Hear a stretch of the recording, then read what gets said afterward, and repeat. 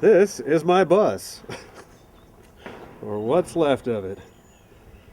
So there I was, upside down, flames rolling at my back. And yeah, cut myself out with my handy dandy tool. And here's where I was sitting. You can believe that shit. Strangely enough, this is really where the fire was, mostly. This is the impact point. And here's where the propane tank blew. All of the tires melted off. There's the fiberglass, or what's left of it. It all burned away.